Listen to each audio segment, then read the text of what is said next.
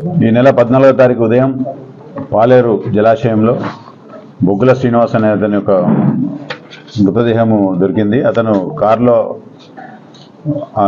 పాలేరు కెనాల్లో పడుతుండగా అక్కడ చేపలు పట్టే వాళ్ళు చూసి ఇమీడియట్ పోయి ఆ కారులోంచి బాడీని బయటికి తీసిండ్రు. తర్వాత కారును కూడా బయటికి తీసిండ్రు. తర్వాత అతన్ని బొగ్గుల శ్రీనివాస్గా ఐడెంటిఫై చేయడం జరిగింది.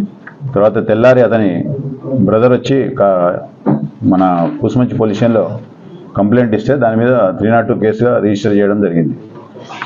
ఈ బొగ్గుల దీన్ని నేపథ్యంలో కూసుమంచి సిఐ గారు తర్వాత అతని నేతృత్వంలో 4 బృందాలు ఏర్పాటు చేయడం జరిగింది. ఎస్ఐ కూసుమంచి, ఎస్ఐ తిరుమలపాలెం జగదీష్, దివ్య, తర్వాత సంతోష్, ఈ నలుగురితో 4 టీమ్స్ దర్యాప్తు బృందాలు చేసి దర్యాప్తు చేపట్టగా దీంట్లో మనకు ఇతనితో పాటు సిల్వర్ జూబ్లీ, బొగ్గుల శ్రీనివాస్ది సిల్వర్ జూబ్లీ కాలేజు కర్నూలు జిల్లా, అక్కడనే ఇతనితో పాటు చదువుకున్నటువంటి వేణుమాధవరెడ్డి అని చెప్పి తన జూనియర్ సేమ్ కాలేజీలో చదువుకున్నారు. వీళ్ళిద్దరు కూడా బిజినెస్ పార్ట్నర్స్. అంటే ఇతని బొగ్గుల శ్రీనివాస్ ఒకటి బొగ్గుల బీబీక్యూ అనే ఒక ఫర్మ్ ఓపెన్ చేయడం జరిగింది. ఆల్రెడీ వేణుమాధవరెడ్డికి మేకా ప్రాజెక్ట్స్ అని చెప్పి ఒక ఫర్మ్ ఉంది. ఇతను ఆల్రెడీ సోలార్ ప్యానల్స్ బిజినెస్ చేస్తాడు. దీంట్లో భాగంగా జిఎస్టీలో ఈ షెల్ కంపెనీ అంటే బొగ్గుల శ్రీనివాస్ ఒక షెల్ కంపెనీ ఏర్పాటు చేసిండు.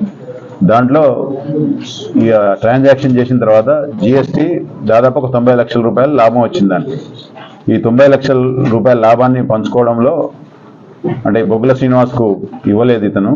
దాన్ని బొగ్గుల శ్రీనివాస్ పదే డిమాండ్ చేయడం, తర్వాత ఈ బొగ్గుల బీబీక్యూ అనే సంస్థకు జిఎస్టీ సంస్థ నుంచి నోటీసులు రావడం, దాన్ని బ్లాక్ లిస్ట్లో పెట్టడం, దానికి పెనాల్టీగా ఒక 1 CR ఇతను దాన్ని ఓపెన్ చేయాలంటే కట్టాల్సి రావడం, వేణుగోపాల్ రెడ్డి కట్టాల్సి వస్తుందనే ఉద్దేశంతో ఈ డబ్బులు ఎగ్గొట్టేందుకు ఇతను వేరే ఒక 3 అసోసియేట్స్తో కలిపి పోకల కోటేశ్వరరావు, తర్వాత షేక్ అబ్దుల్ హఫీజ్, అజ్మత్ అలీ ఖాన్ వీళ్ళతో ప్లాన్ చేసి ఇతను 14 నైటు అంటే 13 నైటు ఇతన్ని విజయవాడలో ఇతనికి లోన్ అమౌంట్ వస్తుంది, ఆ అమౌంట్ను అతనికి ఇచ్చేస్తా అని చెప్పి శ్రీనివాసుని నమ్మించి తీసుకొని వచ్చి మన నార్కెట్పల్లి మరిపెడ మధ్య రూట్లో అతన్ని కారులో కొట్టి చంపి తీసుకొని వచ్చి ఇక్కడ ఆ కారును యాక్సిడెంట్గా అంటే అతను నడుపుకుంటూ కారులో పడిపోయినట్టు యాక్సిడెంటల్గా చిత్రీకరించాలని చెప్పి ఆ బాడీని అందులో తేయడం జరిగింది.